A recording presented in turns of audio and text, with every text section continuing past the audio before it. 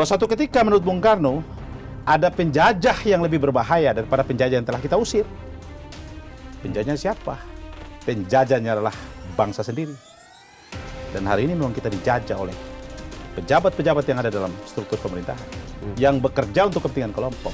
Ini adalah serpihan kemarahan, serpihan kekecewaan terhadap cara negara mendistribusikan hak-hak warga negara dalam memperoleh hak-hak kemerdekaan. Tapi kalau kita bicara kemajuan sebuah negara, maka tidak patokannya bukan pada kekuatan militer, tapi pertumbuhan ekonomi, tingkat kesejahteraan, pendidikan dan seterusnya. Kan sudah sebuah kelaziman kan bagi sebuah negara harus membangun kekuatan pertahanan. Tapi di Indonesia kekuatan pertahanan, kekuatan keamanan dijadikan kekuatan politik untuk menghantam rakyat. Maka saya selalu teriak, perlu revolusi. Dan presiden harus memimpin revolusi. Kenapa? Malah presiden yang harus. Loh begini. Dalam Dalam teori revolusi selalu orang mengatakan bahwa revolusi tumpah darah. Kenapa kita tidak bicara revolusi modern? Revolusi modern bisa terjadi kalau keinginan civil society dan kemauan elit bertemu pada satu kutub. Pemimpin yang baik akan mampu melumpuhkan sistem yang busuk. Pemimpin baik. Presiden yang baik akan mampu memberantas siapapun mafia sistem yang busuk. Kalau dia baik dan dia punya keberanian, dia bisa menghabisi semua orang yang meskipun dalam sistem yang busuk, dia pasti menang. Saya presiden. Saya mau revolusi pasal 33. Saya mau luruskan cita-cita kemerdekaan negara ini. Saya mau perbaiki tingkat kesejahteraan dan kemakmuran rakyat. Saya mau hapus kemiskinan. Partai-partai, Anda stop mengintervensi pengangkatan pejabat, baik pejabat publik maupun pejabat hukum. Di lingkaran presiden hari ini, banyak orang-orang yang bekerja untuk mempertahankan kebijakan-kebijakan presiden yang tidak membawa manfaat signifikan pada masyarakat. Kenapa? Karena mereka menari dan mendapatkan keuntungan dari insentif kekuasaan yang presiden berikan kepada mereka. Di Indonesia, elit ini mereka yang merasa gua yang mengatur siapa jadi presiden, bukan lu rakyat. Nah ini yang harus disudahi.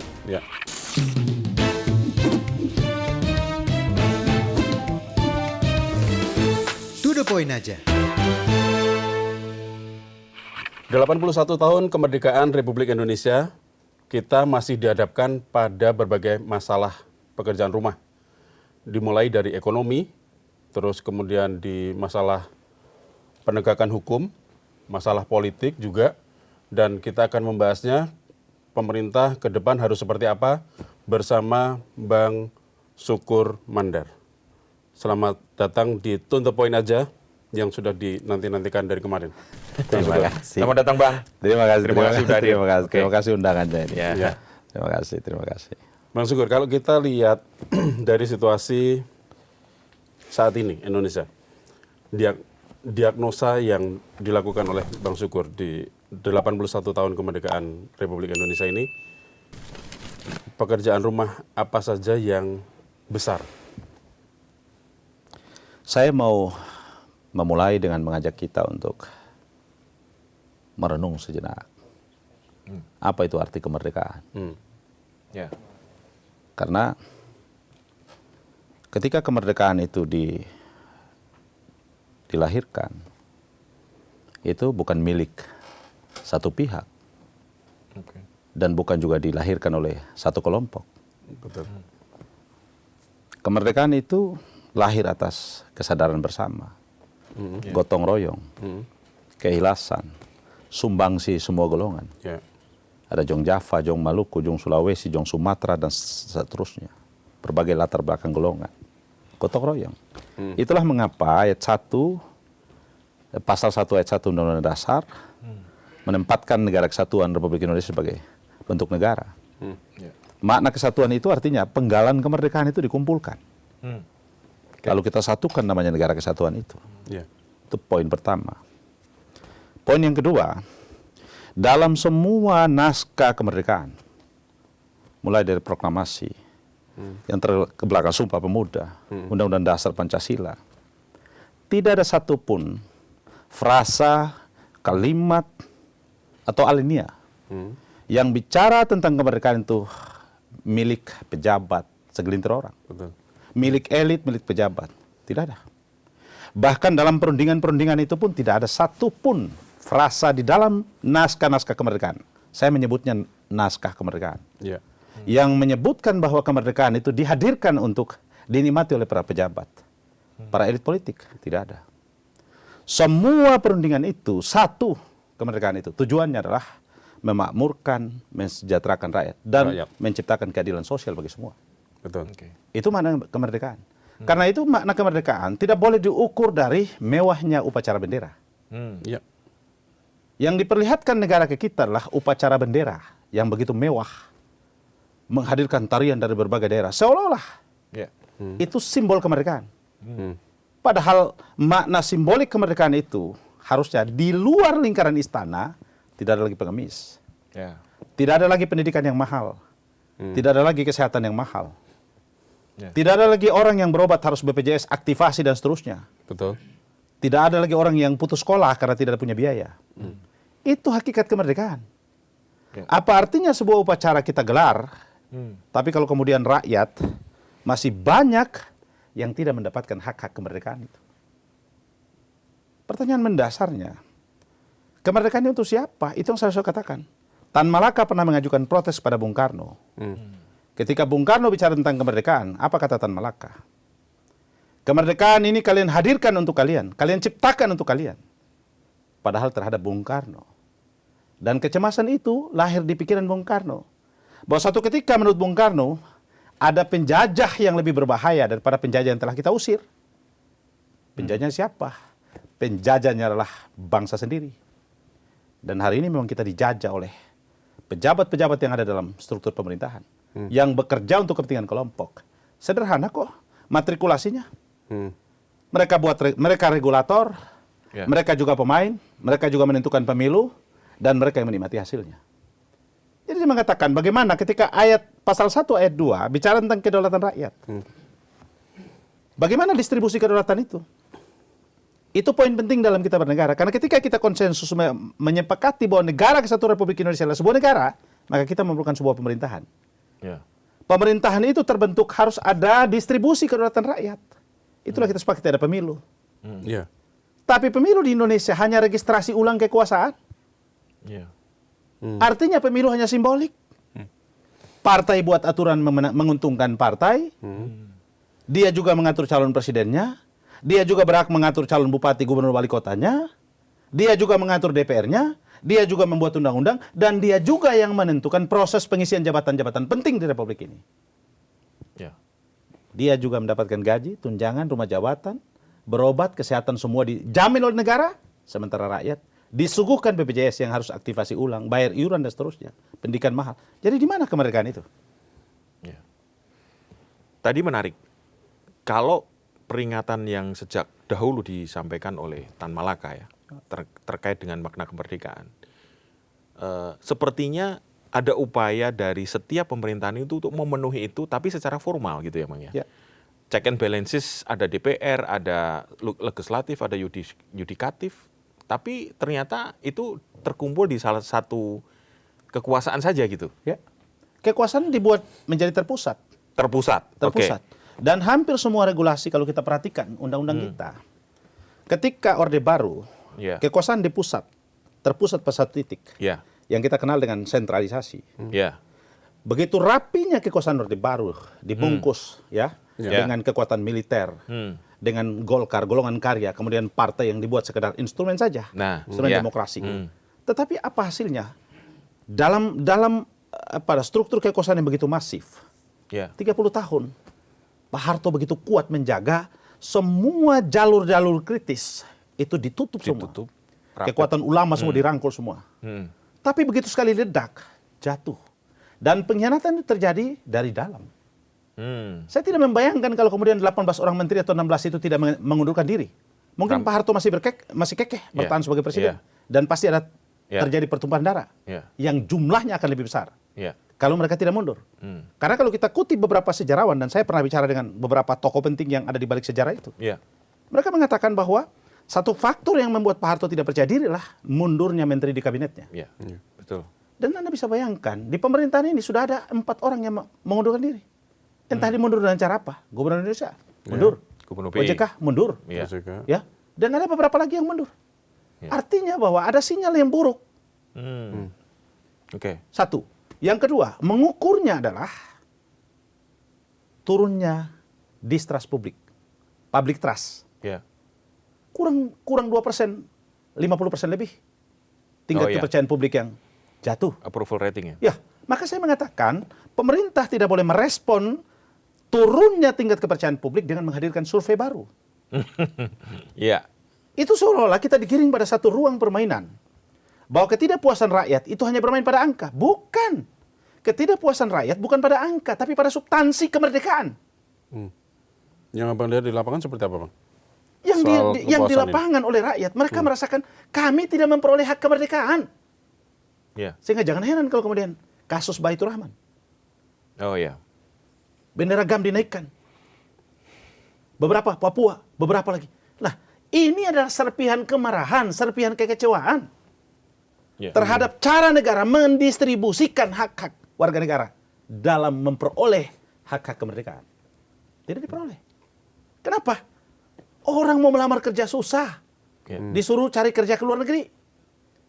Orang mengeluh tidak ada pekerjaan, disuruh kabur aja. Kan ini pernyataan-pernyataan yang tidak pantas keluar dari pejabat-pejabat penting di Republik ini. Ya, tapi bukankah 10 tahun terakhir kita itu disuguhi sesuatu yang sebenarnya memecah belah dalam konteks tadi, misalnya approval rating turun, nanti ada survei baru. Kemudian ada mahasiswa yang demo, tapi nanti ada mahasiswa yang mendukung. Kan selalu disuguhkan begitu ya. Rakyat itu selalu diberi pilihan antara bahwa bahkan dulu ada yang sebutnya apa? Ini saya, kayak gitu. Selalu kayaknya akan berulang, Bang. Kayak gini, Bang. Maka saya mau sampaikan pada seluruh rakyat Indonesia ya. Ini penting. Oke. Sampai kapan kita mengabdi pada kelompok-kelompok yang berkuasa di Republik ini dan merekayasa apa yang tadi disampaikan oleh Mas tadi? Sampai kapan? Betul. Rakyat mau mengabdi pada kebahagiaan elit, kebahagiaan pejabat ini, di mana mereka melahirkan ruang kekuasaan, mereka menciptakan ruang kekuasaan, dan mereka mengatur ruang kekuasaan itu diisi oleh kelompok yang kecewa dan kelompok yang tidak kecewa.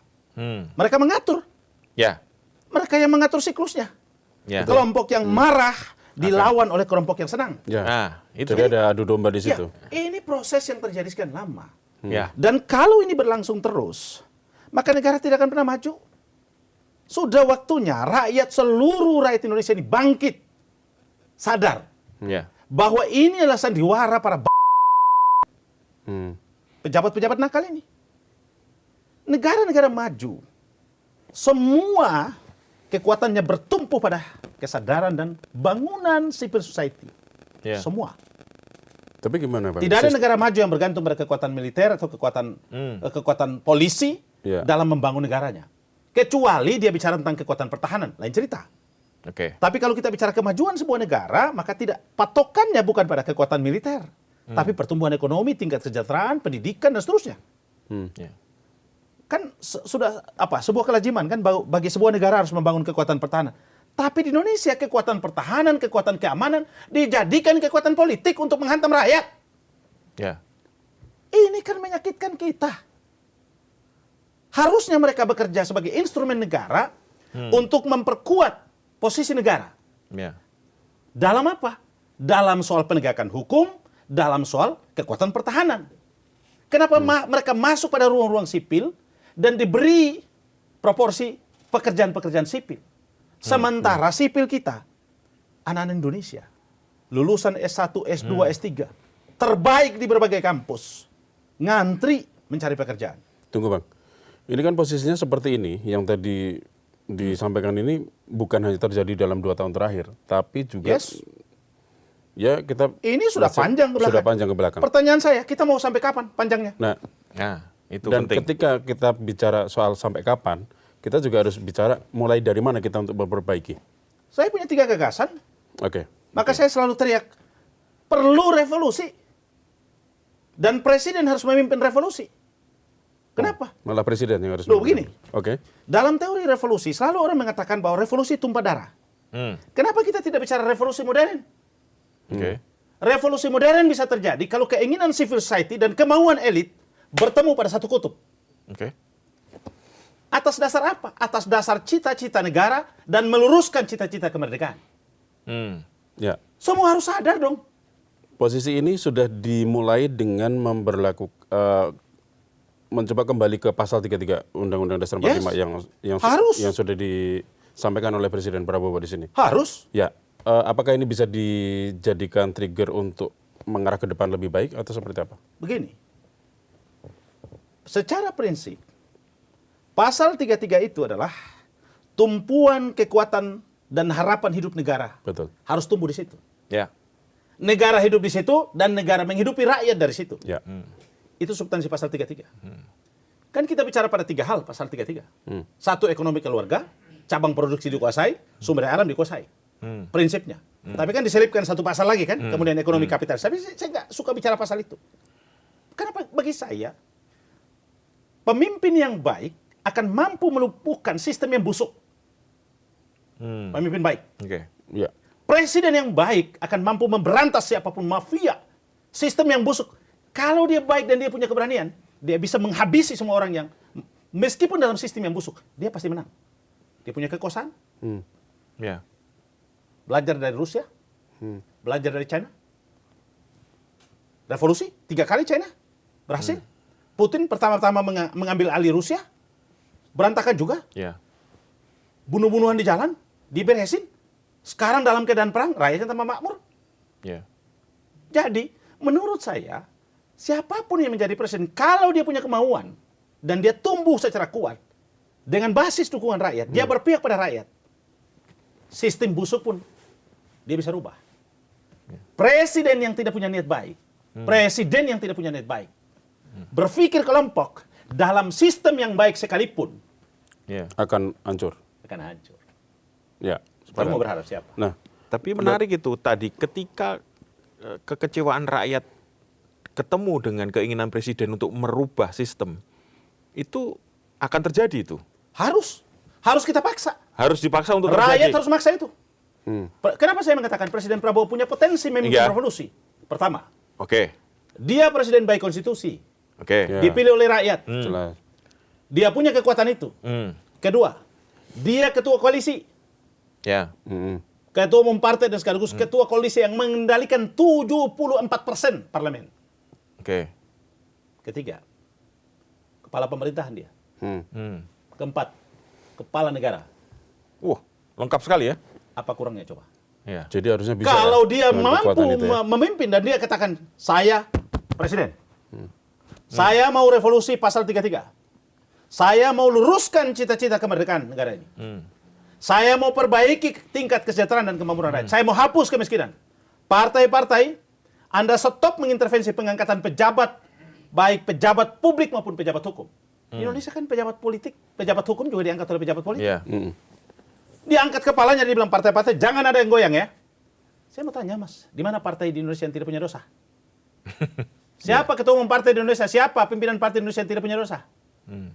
Sudah silih berganti kekuasaan dan di dalam itu banyak orang terlibat dalam permainan-permainan gelap itu. Jadi saya bilang, politik di Indonesia, pemerintahannya, elitnya itu, di atas meja hanya janji, semua dibereskan di bawah meja. Jadi presiden mimpin itu. Nah, dengan cara apa? Rakyat harus memaksa. Kembalikan pasal 33. Cara apa? Supaya negara ini jangan bergantung hidupnya pada pajak rakyat. Itu. 84% pajak. Ya. Pendapatan negara disokong oleh pajak rakyat. Pajak. Loh, ini di luar konsensus kemerdekaan. Tidak ada dalam naskah kemerdekaan. Betul. Ya. Naskah kemerdekaan itu sumber daya alam ini. Aceh menyerahkan sumber daya alamnya, Papua nyerahin, Sumatera nyerahin, Sulawesi nyerahin, Maluku nyerahin. Semua nyerahkan sumber daya alamnya kepada negara, lu kelola untuk kembalikan kemakmuran rakyat. Kan itu prinsipnya. Ya. Harusnya Tapi- bisa ya itu ya. Harus dengan itu. dong. Tapi kalau ada kekuatan lama yang terus merongrong dari dalam, Ya. mungkin berada di sekitar presiden sendiri, atau mungkin di samping presiden, gimana itu Bang? Justru itu yang terjadi. Maka saya mengatakan, di lingkaran presiden hari ini, Ya. banyak orang-orang yang bekerja untuk mempertahankan kebijakan-kebijakan presiden yang tidak membawa manfaat signifikan pada masyarakat. Oke. Kenapa? Karena mereka menari dan mendapatkan keuntungan dari insentif kekuasaan yang presiden berikan kepada mereka. Sehingga mereka terus bekerja untuk membiarkan presiden menjalankan program-program yang banyak ditolak oleh rakyat. MBG, KDMP, sekolah rakyat, semua ini mudaratnya lebih banyak daripada manfaatnya. Bukan soal niat presiden. Niat presiden baik, niat presiden mulia, tapi tata kelolanya menguntungkan pihak tertentu. Apa urusannya memberi makan pada orang tidak mampu dan stunting, lalu ada dapur Polri, dapur TNI, dapur Ormas, dapur yayasan segala macam. Ada apa urusannya? Kan ini poin yang harus kita bicara. Sudah waktunya seluruh elit yang berseteru ini berhenti berseteru. Rakyat harus bangkit. Dimanapun rakyat di Indonesia ini harus bangkit. Sudahi mereka ini. Dan mereka-mereka yang menjabat hari ini. Kalau memang orang-orang yang tidak mau sadar, ambil masukin tong sampah. Biar revolusi terjadi. Dan presiden harus memimpin ini.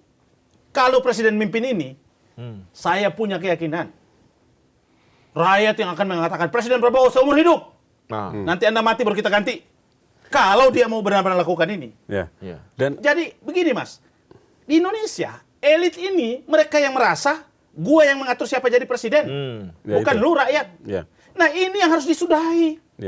Harus rakyat yang mengatur siapa jadi presiden. Ini programnya banyak yang bermasalah. Mereka sudah sibuk ngatur koalisi lah, ngatur proyek-proyek yang mereka untung dan mereka sudah tahu satu suara udah kita beli berapa juta. Jadi rakyat Indonesia harus sadar. Kalau ini berlangsung terus, pertanyaan sederhananya, masih mau dijajah oleh pemerintah sendiri? Semua kan pulang kepada rakyat. Anda yang tidak peduli ini, Anda jangan merasa Anda tidak kena dampak. Betul. Anda yang tidak peduli, Anda cuma tidur di rumah, Anda santai di rumah, Anda juga terkena dampak. Ketika daya beli menurun, ketika pajak naik, Anda juga terkena dampak. Karena itu kesadaran semua pihak, seluruh lapisan, penting untuk menguati presiden. Saya selalu mengatakan, Pak Presiden, bersihkan kabinet Anda itu dari para penjilat. Terlampau banyak penjilat, akhirnya istana itu penuh dengan air liur penjilat. Air liurnya para penjilat. lantainya licin. Orang-orang baik nggak bisa masuk, licin Mas. Licin lantainya. Jadi pesan-pesan penting langsung harus disampaikan kepada Harus presiden. kita sampaikan pada presiden. Supaya dia jangan menyanyiakan kesempatan dia berjuang 20 tahun lebih mau jadi presiden. Sekarang udah jadi presiden. Wujudkan mimpi dia itu. Paradoks ekonomi dan seterusnya. Paradoks Indonesia dan seterusnya. Itu. Ya.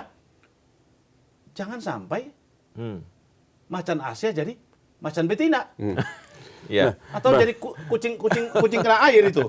Ini kalau kita lihat kemarin ya, ada kebijakan yang namanya ekspor satu pintu, ekspor SDA satu pintu, yang ada batu bara, ada sawit, ya kan, terus boksit kalau nggak salah.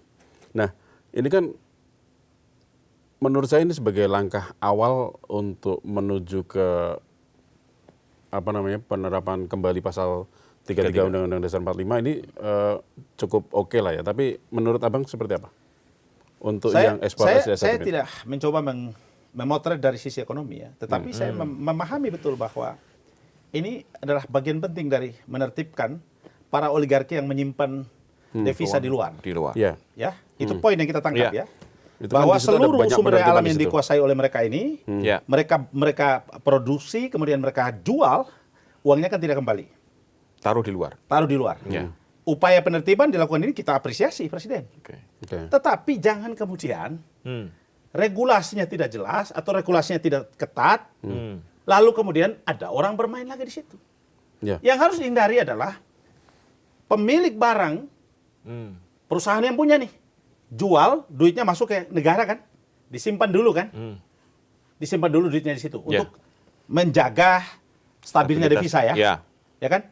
Tujuannya kan itu.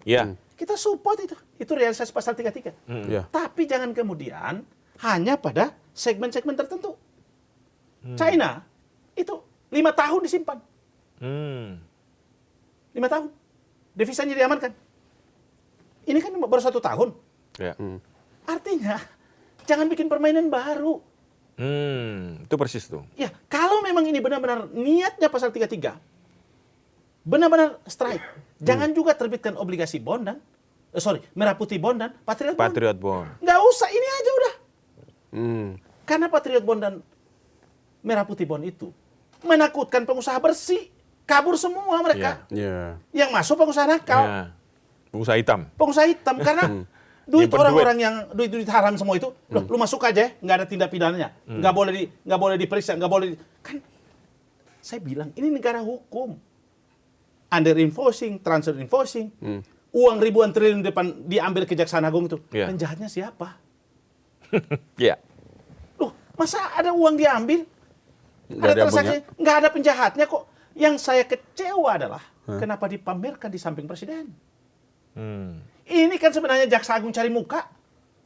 Oh, yang uang Lu yang setempat tumpukan uang itu ngapain? Iya. Kalau dia sebagai presiden terlihat gagah ketika koruptor dihukum mati baru dia berdiri di situ. Nah. Ini contoh ya, seperti presiden Cina sebelumnya.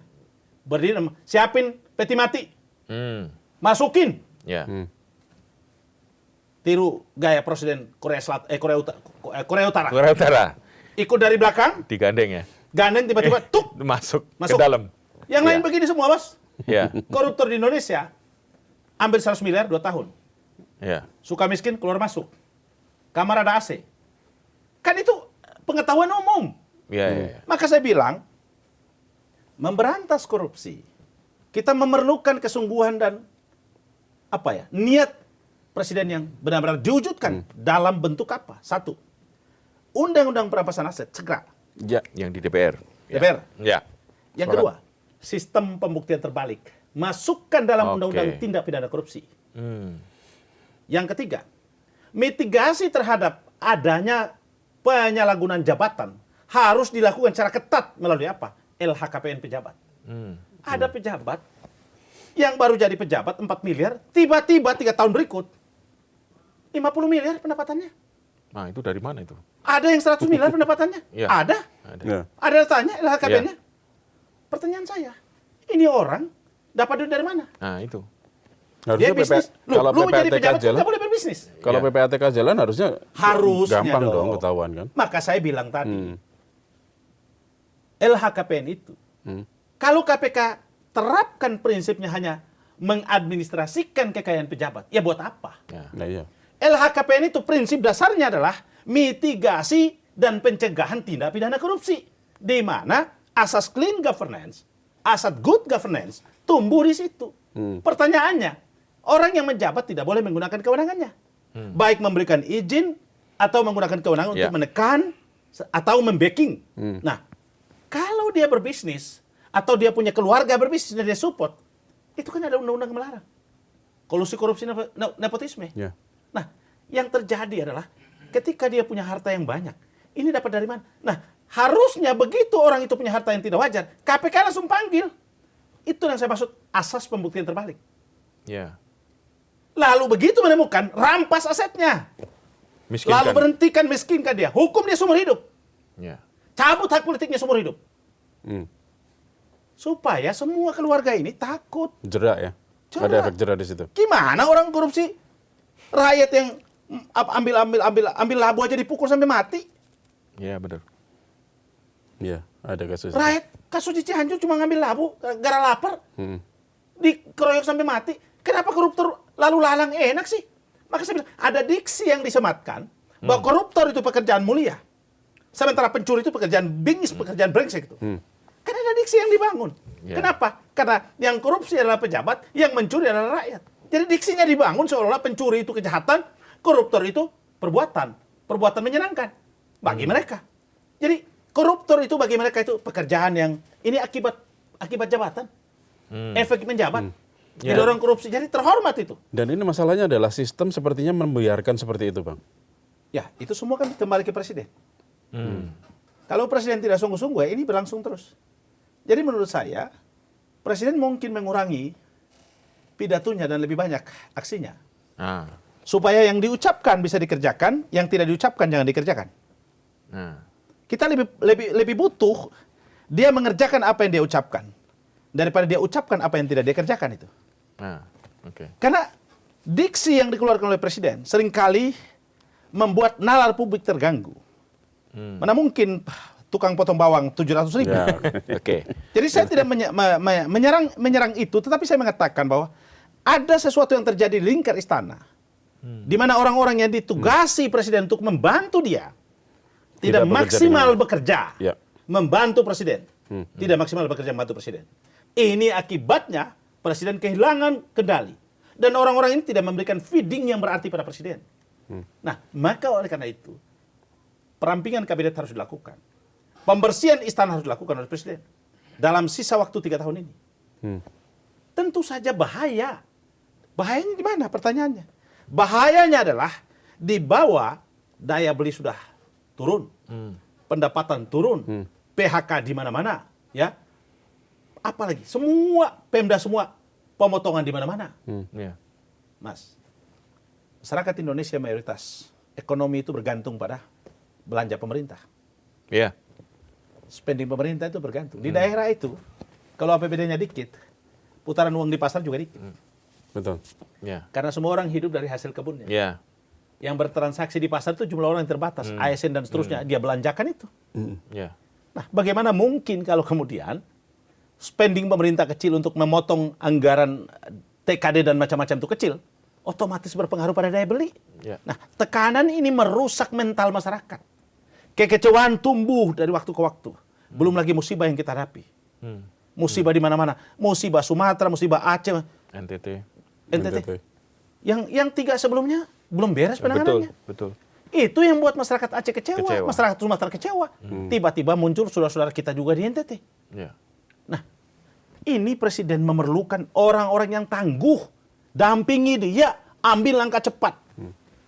Satu hal yang saya mau katakan begini. Kenapa sih ada bantuan asing kok tolak-tolak? Iya.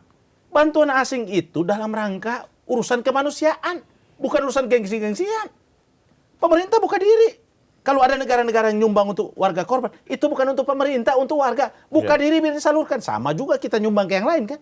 Ya. Jadi ini bukan urusan gengsi. Kan belakangan ditolak tuh, ada bantuan-bantuan yang... Betul. Iya. Nah, untuk apa ditolak? Loh, Anda juga lambat nangani kok, Anda juga nangani nggak becus kok, kenapa Anda tolak bantuan? Ya, tapi sepertinya ada pihak-pihak yang selalu menakut-nakuti presiden sehingga menjadi agak ragu gitu ya untuk melakukan tindakan yang seperti diharapkan Abang dan mungkin teman-teman mahasiswa. Tegas gitu, tegas dalam arti sesungguhnya gitu Bang. Kayak ada yang ngalangin. Misalnya gitu ada ya. yang ngalangin, misalnya nanti akan jatuh Pak, nanti akan tidak bisa. Kan Agustus kan rame tuh, akan ada chaos, akan ada ini. Nanti sebelum 17 Agustus tidak bisa pidato, kan gitu-gitu Bang. Selalu ada narasi begitu yang diputar di sekeliling presiden. Gimana Bang? Ya, jadi saya memulai dari sini. Pertama, di ruang publik, kekuatan kritis itu tumbuh. Ya. Ada 2 hal. Satu ditunggangi, Oke. satu benar-benar demi merah putih. Ya. Murni ya? Murni. Oke. Yang ditunggangi, narasi kritisnya karena pesanan. Tapi yang murni merah putih, Ya. bicara demi bangsa. Ya. Ya. Tapi di balik layar, ada aktor yang mengendalikan ini, pasti mengklaim dua-duanya. Dia yang sponsori, dia yang modali, dia yang gerakin. Ya. Itu yang terjadi. Sehingga presiden selalu ditakut-takuti. Oke. Ini kelompok-kelompok ini bekerja mau menjatuhkan presiden. Ya. Saya juga mungkin dicurigai bahwa saya bekerja untuk menjatuhkan presiden. Ya. Padahal saya tidak berpikir pada tingkat itu. Pikiran saya adalah bagaimana mengoreksi cara kerja presiden. Mengingatkan bahwa program-program presiden yang keliru harus dibetulkan. Iya. Yes. Maka saya selalu mengatakan presiden, Pak Presiden, jangan sampai kemudian Anda lambat menyelesaikan persoalan-persoalan yang terjadi di akibat kelalaian bawahan-bawahan Anda, menteri dan jajarannya ini yang lambat. Pak Presiden dimarahi rakyat. Iya. Kalau presiden sudah dimarahi rakyat, nggak ada yang bisa halau. Berat ya itu ya? Berat. Berat akibatnya. Maka kita ingatkan presiden. Ya. Nah, yang kedua, orang-orang yang selalu nakut-nakuti presiden ini, kita harus yakinkan pada presiden. Pak Presiden, rakyat di belakang Anda. Yes. Anda nggak usah takut siapapun mantan presiden itu. Nggak usah takut. Emang dia siapa?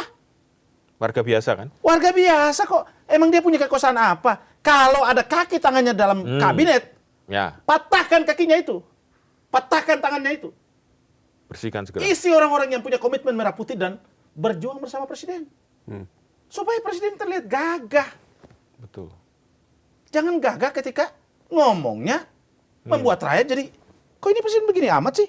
Nah, kan kita jadi bertanya, ini sebenarnya yang nggak serius presiden atau yang mendukung atau para pembantunya? Kan 2 pertanyaan itu muncul. Ya. Iya. Kalau pembantunya yang tidak serius dan benar-benar punya agenda sendiri, hidden agenda, presiden babat mereka dong. Segera bersihkan istana itu. Supaya istana ini bekerja mengurusi keperluan Republik ini. Jangan mengurusi keperluan orang-orang itu. Ya. Kan kita marah karena istana tidak Karena memperlihatkan itu, ke kita ya kan? sedang mengurusi keperluan Republik ini. Itu yang kita marah. Ya. Nah, saya melihat Presiden Prabowo dalam beberapa cerita orang sampaikan kepada saya, Ya. dia begitu responsif, cepat. Tapi dalam beberapa hal itu kebijakan-kebijakannya itu tidak jalan sesuai dengan keinginannya. Nah, saya juga mendapatkan cerita bahwa presiden ini perasa, Ya. nggak enak hati. Nggak Dia enakan lebih ya. banyak pertimbangan. Nah, saya mau sampaikan melalui kesempatan ini pada Pak Presiden. Bapak Presiden yang terhormat. Di dalam kepemimpinan Bapak, kalau Bapak menggunakan tenggang rasa, yang menderita adalah rakyat. Bapak lebih tenggang rasa kepada pejabat-pejabat yang mengkhianati Bapak, atau tenggang rasa pada penderitaan rakyat? Pilihan yang harus diambil Presiden. Ya. Kita harus paksa Presiden untuk lebih tenggang rasa dan peduli pada rakyat. Jangan tenggang rasa pada pejabat-pejabat itu. Mereka itu kaki tangan oligarki. Oligarki dalam, oligarki luar, oligarki dalam kabinet. Ya. Semua udah titipan semua pejabat kita. Kalau Mas Syukur lihat, apakah benar bahwa kondisi di bawah ini, kondisi rakyat di bawah itu yang dilaporkan ke Presiden itu mungkin ya baik-baik aja atau mungkin ada sekedar laporan Bapak senang gitu? Sebenarnya ya, saya lihat ya, orang-orang yang di sekitar Presiden ini kan banyak orang-orang yang menyatu dengan Presiden karena ada kepentingan. Kan banyak orang-orang yang sekitar itu yang jadi Ya. juru bicara, bahkan itu orang-orang yang dulu membuli habis Presiden. Betul. Dari mana cerita mereka itu Prabowisme? Prabowisme dari mana mereka itu? Justru menurut saya, ketidakmampuan komunikasi mereka itulah yang membuat Presiden kehilangan martabat. Karena Ya. mereka tidak mampu mengkomunikasikan pikiran Presiden. Pikiran Presiden itu harus diterjemahkan dan dikomunikasikan dan pasang badan untuk itu. Dan dia juga harus, ketika Presiden keliru, pasang badan juga pada Presiden. Izin Pak Presiden. Saya berurusan dengan masyarakat di bawah Pak Presiden. Izinkan saya dengan segala hormat menyampaikan ini kepada Presiden. Bahwa Bapak Presiden harus tahu bahwa kondisi masyarakat tidak sedang baik-baik saja. Jangan kemudian menghadap Pak Presiden, kondisi baik semua ini, nggak usah khawatir Pak Presiden. Itu yang terjadi. Ya. Jadi ada orang-orang yang bekerja untuk membuat situasi ini seolah-olah nyaman, baik, Ya. dan dia memperoleh keuntungan. Sementara Presiden berpikir bagaimana rakyat mau? Karena pidato-pidato dia itu, kecemasan dia ini, rakyat harus bangkit, rakyat harus, polisi nggak boleh lagi backing, tentara nggak boleh. Dia kan ngomong vulgar semua itu. Ya. Ya. Betul. Artinya dia mau nih melakukan itu. Tapi pertanyaan saya, kapan? Apakah sampai rakyat sudah marah, sudah terlambat baru dilakukan? Nah, Kan kita nggak mau, kita nggak berharap itu. Iya. Ya. Jadi saya tidak mau ada proses pemberhentian Presiden di tengah jalan. Ya. Ya. Saya berharap Presiden sampai pada akhir masa jabatan. Tetapi tentu saja semua ini terpulang pada Presiden. Kalau dia melakukan agenda-agenda kerakyatan dan dia meluruskan misi kemerdekaan ini, mengembalikan cita-cita kemerdekaan ini, saya kira rakyat semua akan ada di balik Presiden. Dan dia akan menjadi Presiden terkuat. Karena apa? Legasi mantan-mantan Presiden ini, dia harus buat melampaui mereka dalam satu periode dia menjabat. Sederhana kok, kembalikan pasal 33. Dia sudah mulai itu. Ya. Ya. Tapi harus sungguh-sungguh, nggak boleh ganti baju, nggak boleh ganti pemain. Tapi penerapan kemarin itu kok kayaknya banyak banget ini ya, apa namanya, kayak dalam tanda kutip perlawanan ya terhadap penerapan dari kebijakan itu sendiri gitu. Loh, saya dengar begini, ini sederhana, saya cerita nih. Ada teman saya cerita bahwa ada seorang menteri yang posisinya strategis, Oke.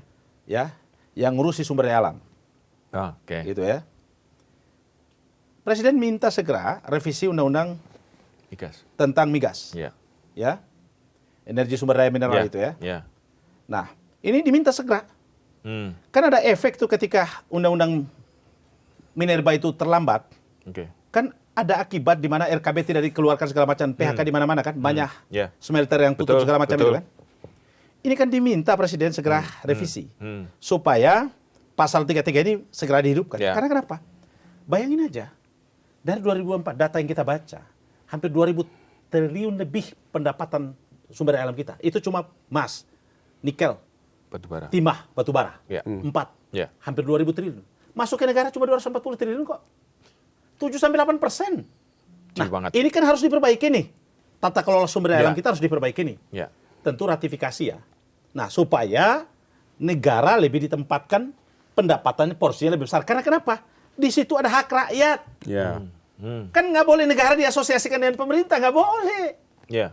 Negara itu asosiasikan dengan rakyat. Nggak boleh asosiasikan negara dengan kebutuhan pemerintah, nggak boleh. Salah itu. Ya. Dalam ilmu tata negara, negara itu dibentuk oleh rakyat, bukan dibentuk oleh pemerintah. Pemerintah itu dibentuk oleh rakyat. Rakyat, dipilih oleh Karena rakyat. dipilih oleh rakyat. Ya. Nah, saya kembali ke yang tadi. Ketika Presiden minta direvisi, ini lambat-lambat ini. Ya. Sengaja gitu. Sengaja. Presiden marah dong. Ini cerita ya, dan cerita ini bukan cerita omong kosong. Ya. Saya punya sumber-sumber yang bisa dipercaya. Oke. Oke. Marah, ini kenapa nggak dibahas-bahas? Lalu diminta DPR segera bahas. Hmm. Tiba-tiba ada menterinya mengatakan, loh saya nggak dilibatkan nih. Hmm.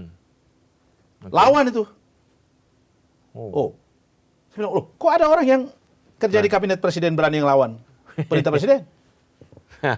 Ya. Artinya bahwa memang ada orang-orang yang di dalam kabinet bekerja untuk kepentingan orang luar kabinet, Nah. melayani oligarki, dan memperkaya diri sendiri dan kelompoknya. Ini sudah harus kita akhiri, nggak boleh. Ya. Kita harus yakinkan kepada Presiden Prabowo harus yakin bahwa rakyat bersama dia. Jangan ada keraguan sedikit pun, hantam sebelum dia dihantam. Hmm. Ya. Ini berarti hanya masalah waktu ya, posisinya. Waktu kita sudah mepet. Rakyat ini tali perutnya sudah hampir lepas. Kalau Bang Sukur lihat, alarm apa yang paling harus diwaspadai dari situasi saat ini? Separatis. Itu gerakan-gerakan itu ya.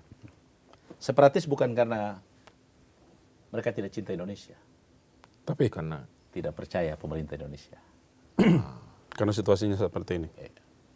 Seluruh produk politik, proses pemilu hanya registrasi ulang kekuasaan. Presiden berganti, menteri berganti, DPR berganti, pejabat publik berganti, yang tidak berganti penderitaan rakyat menderita terus. dari waktu ke waktu. Sekarang negara kehilangan depresi pendapatan pajak lalu memperluas objek pajak. Ini apa-apaan? Ya. Lu beresin tuh pasal 33 supaya jangan tekan rakyat dengan pajak. Ya. Presiden Prabowo harus perintahkan Dirjen Pajak Menteri Keuangan. Stop perluas itu objek pajak. Kita perbaiki ini. Ini oligarki ini maling semua kok. Ya. Dia kaya bukan karena dia berdagang. Enggak, ini maling. Dia rampok sumber daya alam kok.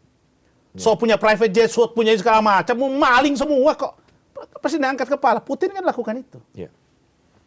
Dia panggil pengusaha kan. You mau tertib nggak? Kalau nggak tertib, gue sikat. Ada yang bikin perlawanan, dihantam. Lari. Yang tertib, jadi konglomerat. Ya. Sama juga si Jinping. Kan di China jelas itu. Tidak boleh monopoli kan? Walaupun dia besar, dia korporasi besar, nggak boleh kan? Ya. UMKM-nya dikasih karpet merah semua kan? Kita di sini, UMKM-nya. Karpet pajak.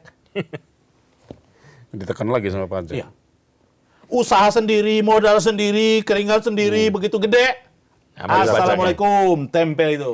Pajak. Anda wajib pajak. Begitu nggak ini, didatangi, dikejar. Begitu Anda berusaha, minjam di bank susah, Ya. bantuan juga susah.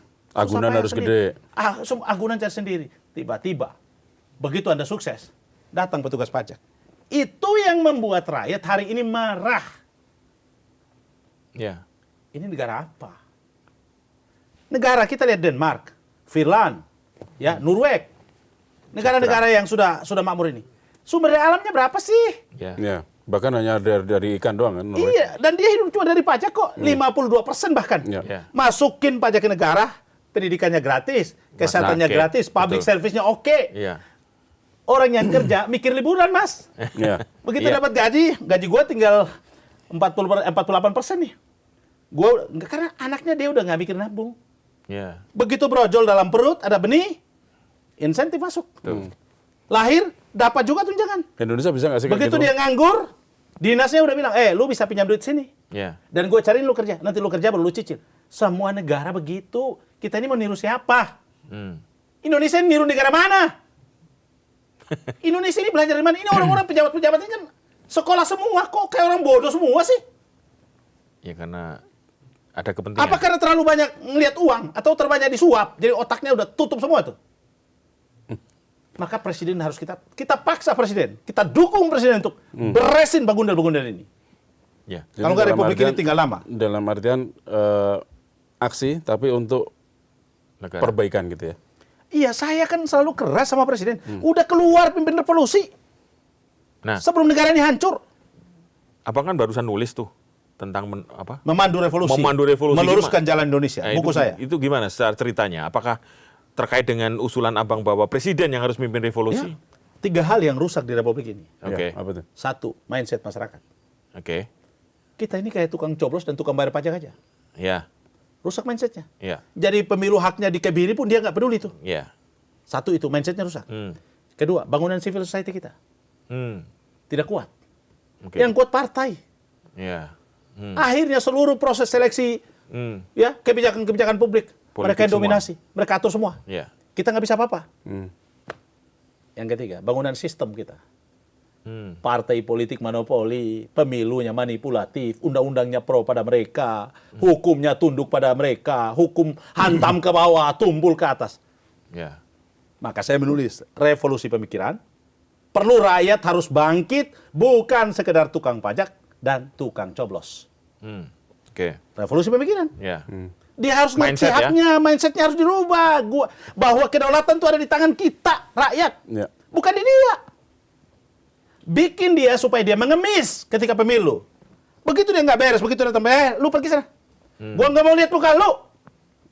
Mau lu ketua umum partai, kalau menteri, nggak usah tepuk tangan. Dia datang, ngapain kita tepuk tangan? Ya. Ngapain kita siapa menteri? Apa? Lu dapat makan, dapat pangkat, dapat jabatan dari kita. Rakyat harus dididik begitu, Pak. Ya. Ya.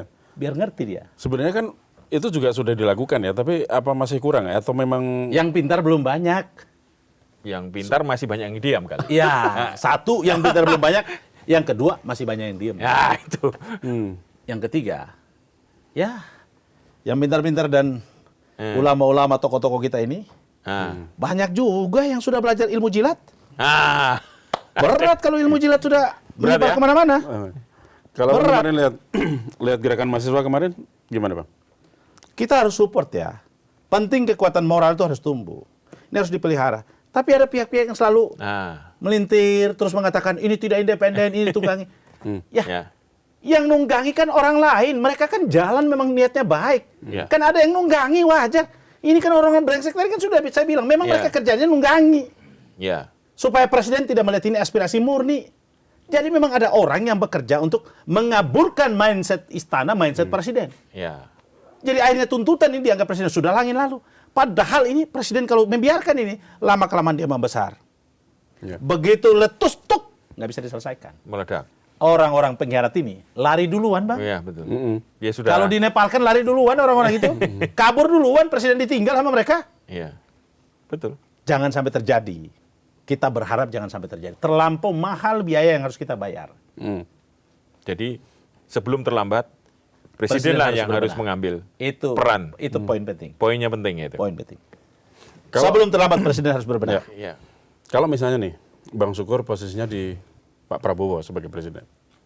Apa yang akan dilakukan dalam 100 hari pertama? Dalam 100 hari ke depan ini? Perampingan kabinet. Oke. Dari 100 lebih, cukup 20-an. 30, 20 ya. Ya, 20-30 lah. Oke. Paling banyak itu. Oke. Itu udah paling banyak. Oke. Menurut saya 20 cukup. Oke. Orang Amerika segede cuma 15 kok. Iya, benar. Jepang segede itu cuma 13. Ya kan mereka nggak bagi-bagi. Oke. Mereka negara hukum, tapi kok apa sistem politik, bangunan politiknya sudah luar biasa. Iya, Baik. sudah mapan. infrastrukturnya. Satu, Oke. itu ya. Kedua, moratorium MBG KDMP. Moratorium. Stop. Kenapa itu? Boleh dijelasin? Ini kan Ini program, kan- ini malah ini kemarin proyek korupsi disebut ini nasional. sebagai ajang Ini baru. proyek korupsi prioritas. nasional, bukan program prioritas. Bukan, ini proyek korupsi nasional. Niat presiden baik, begitu sampai kita tata kelola, lu kita mau bilang apa lagi? Ini kan sudah 3 orang lepas dari situ, udah berapa orang kita tangkap. Gara-gara proyek ini, Ya. polisi sama jaksa juga berantem. Ya. Apa kita harus cerita lagi? Panjang nanti nggak habis-habis tuh Mas. Nggak. Satu itu moratorium dulu, Oke. ya, supaya Jadi- ditata kembali MBG dan KDMP. Sekolah lain juga- Moratorium nih ya, posisinya. Moratorium dulu. Hentikan Bukan- dulu, bukan baru hanya presiden perbaikan. atur lagi. Dibersihkan dulu. Bersihkan dulu, tata. Baru beres. Oke. Nah, gini loh Mas. Kita perlu nggak MBG? BGN? Nggak perlu.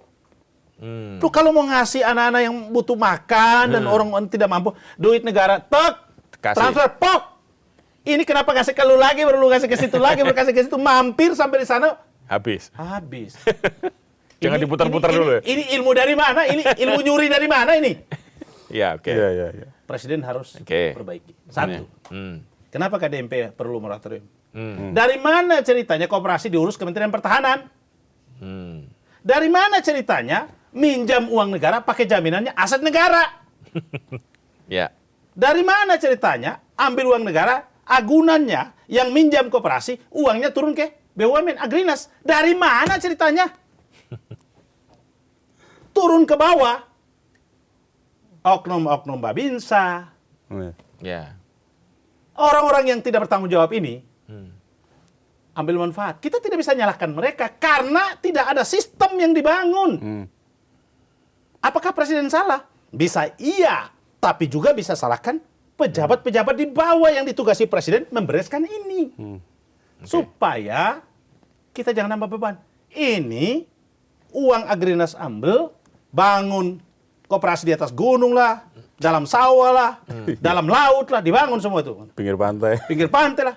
Tiba-tiba 1 tahun 40 triliun kita bayar ke negara. Bayar ke Himbara. Rakyat lagi jadi beban kan? Iya. Kalau nggak ada itu kan 40 triliun ini kan bisa dialihkan kemana kan? Pendidikan, kesehatan ya, lebih manfaat. Satu. Ketiga, sekolah rakyat. Emangnya sekolah di pelosok-pelosok itu sekolah apa? Sekolah yang atapnya nggak ada, perpustakaannya nggak ada, itu sekolah apa? Emang bukan sekolah rakyat? Ini ide siapa yang cekokin ke presiden sih? Emang nggak ada orang cerdas di Republik ini? Itu sekolah rakyat semua, sekolah orang miskin semua. Kan itu juga sekolah rakyat kan? Betul. Iya. Ya. Kenapa bikin lagi sekolah terus beli sepatu 700.000? Ya, beli seragam, beli ujung-ujungnya proyek semua. Ya. Ini kasih makan MBG, ada kaos kaki, ada kipas angin di koperasi, ada sekarang. Ini apa-apaan? Udah hilang akal tiba-tiba ini koperasi ini distributor bansos. Ini apa lagi? Ya. Jadi presiden ini dikerjain sama menteri-menteri goblok ini. Jangan potong ya. Ya. Oke. Terus apa lagi Bang? Tadi Saya udah hilang, udah takut saya udah hilang. Ini tadi kurang masih. Terlalu marah saya udah, terlalu kecewa dengan lihat situasi ini. Tadi kabinet dikurangi. Yes. Moratorium MBG sama KDMP. KDMP. Ya. Terus apa lagi lanjutnya? Bang? Penegakan hukum gimana nih Bang? Harus dong, Ini undang-undang harus. perampasan aset penting. Penting, Pembuktian terbalik masuk. Oke. Tapi yang paling penting masuk di situ adalah pasal hukuman seumur hidup. Untuk Bagi koruptor harus rampas Biar ada- aset hukuman seumur hidup. Bukan cuma para koruptor, tapi juga para penegak hukum. Polisi, jaksa, hakim, hukum juga seumur hidup. Penegak hukum yang bermain hukum kan perlu dihukum mati dia. Oke. Ada efek jerah itu. Dan Satu. itu. Oke. Yang berikut ini penting nih. Nah, Kurangi jumlah anggota DPR. Saya mau tanya gitu? sama Bang. Ngapain 580 orang? Plus 130 orang DPD itu. Ngapain? Kalian itu mereka ngapain? Ngapain? Ya kan itu, Gaji. Nah, gaji. Tunjangan. Ya. tapi kan itu representasi dari jumlah rakyat kita yang memang 280. Representasi untuk tidur di sana. Untuk duduk diam di sana. Kita nggak perlu jumlah, Mas. Oke. Jumlah bukan yang menentukan. Independensi, kejujuran, keberanian untuk mengawasi eksekutif itu yang kita perlukan. DPR 150 orang atau ya udah 200 orang cukup. Cukup.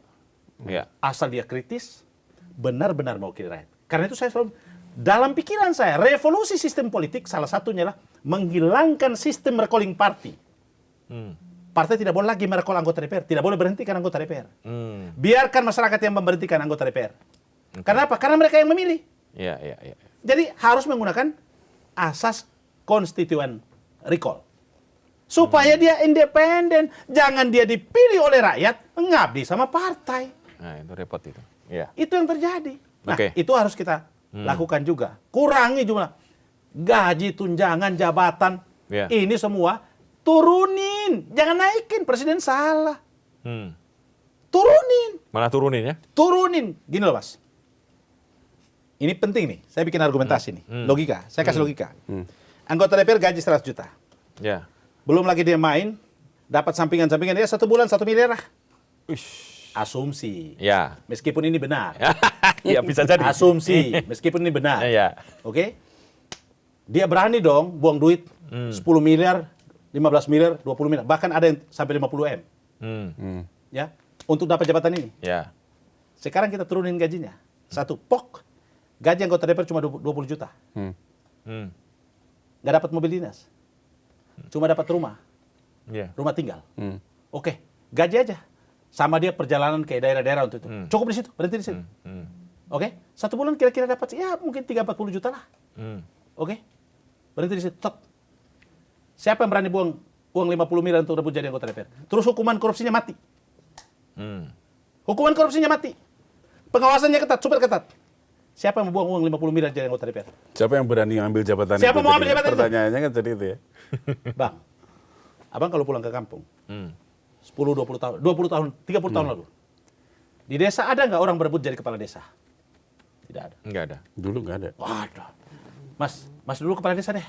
Mas yang dituakan, Iya, iya. Mas kepala desa deh. Iya. Mas lagi kepala desa. Sekarang Nggak ada kepala rebutan. desa rebutan Kepala desa, juga. kenapa rebutan? Ya karena ada. Ada. Ada Nah, insentif. itu tadi. Jadi teorinya hilangkan. Ya. Supaya kekuasaan itu yang muncul adalah pengabdian. Nah, Itu betul. yang dibangun oleh Iran. Kekuasaan adalah Pengabdian. Pelayan. Maka gubernur di Iran itu setiap hari Jumat ambil makanan nasi kotak kasih bagi orang, atur sendal orang. Gubernur. Bupati wali kota pilih tanpa partai, DPR pilih tanpa partai. Biasa aja gubernur jalan ketemu orang. Di China juga kita kemana-mana ketemu gubernur wali kota di China biasa aja. Saya berapa kali di kereta orang bilang, kok itu nggak ada Pak? Itu gubernur loh. Gubernur, hah? Masa sih? Itu wali kota? Hah? Nggak ada pengawal? Ya cuma 1-2 orang aja ikut dia. Di kita bupati jalan durut 10 orang, 15 orang. Pengawalnya berapa itu? Pengawalnya berapa? Jadi Dayang-dayangnya. pejabat di Republik ini terlalu mewah dan terlalu diistimewakan. Ya. Sudah waktunya rakyat hentikan semua ini dan kita minta presiden untuk melakukan reevaluasi total terhadap cara kita bernegara. Itu poin penting. Oke. Itu termasuk yang menuntun revolusi. Harus loh. Oke. Menarik. ya. Semoga bisa langsung didengar oleh presiden. Insya Allah. Mudah-mudahan. Insya Allah. Podcast saya pasti ditonton oleh presiden. Tenang aja. Ya. Luar biasa sekali. Siap. Bang Sukur Mandar, mudah-mudahan cita-cita kita sebagai bangsa Indonesia menjadi bangsa yang besar, negara yang adil, Baldatun berdaulat, adil dan makmur, Amin, amin. segera terwujud. Amin. Amin. Oke, kita cukupkan dulu. Tuntut poin aja kali ini. Saya Teguh DH. Saya Pung Purwanto. Sampai ketemu di tuntut poin berikutnya.